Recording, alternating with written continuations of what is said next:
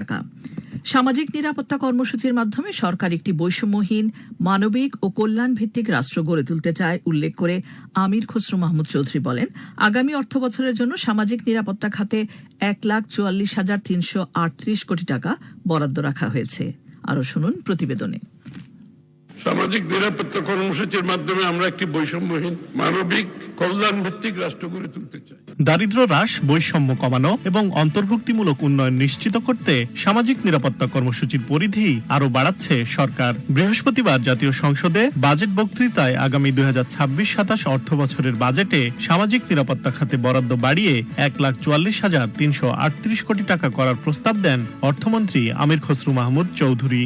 সামাজিক নিরাপত্তা খাতে 26-27 অর্থ বছরে 1,46,338 কোটি টাকা বরাদ্দের প্রস্তাব করছে।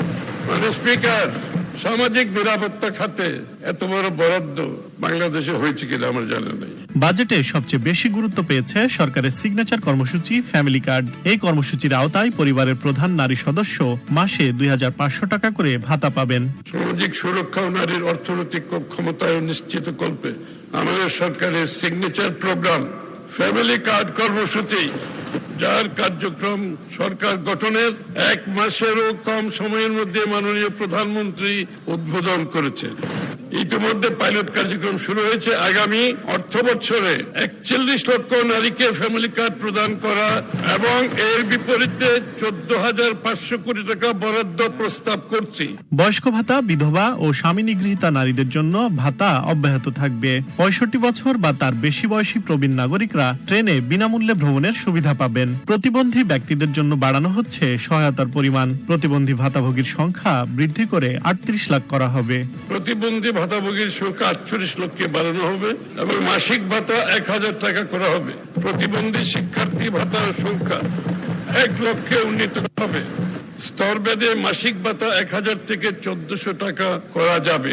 মা ও শিশু সহায়তা কর্মসূচির উপকারভোগীর সংখ্যা বাড়ানো হচ্ছে। সর্বজনীন পেনশন ব্যবস্থার আওতায় বেসরকারি কর্মীদের জন্য নতুন সুবিধা ঘোষণা করা হয়েছে। মুক্তিযোদ্ধাদের মাসিক সম্মানী অপরিবর্তিত থাকলেও খেতাবপ্রাপ্ত মুক্তিযোদ্ধা পরিবারের ভাতা বাড়ানোর প্রস্তাব করা হয়েছে।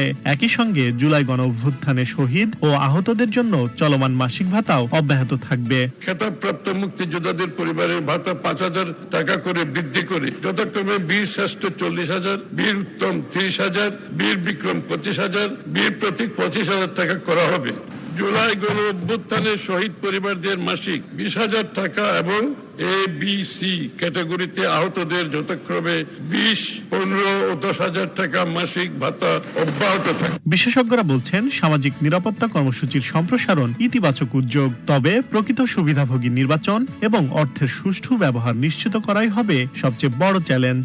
বাংলাদেশ বেতারকে যেমনটি বলছিলেন গবেষণা প্রতিষ্ঠান চেঞ্জ ইনিশিয়েটিভের গবেষণা ফেলো ও অর্থনীতিবিদ এম হেলাল আহমেদ জনি।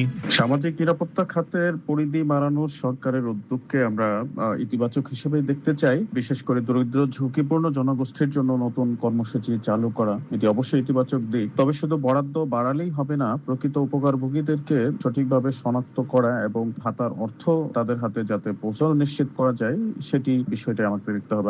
নতুন অর্থ বছরের বাজেটে সামাজিক নিরাপত্তা খাতে বরাদ্দ ও সুবিধা বাড়ানোর মাধ্যমে সমাজের বিভিন্ন স্তরের মানুষকে সুরক্ষার আওতায় আনার চেষ্টা করছে সরকার।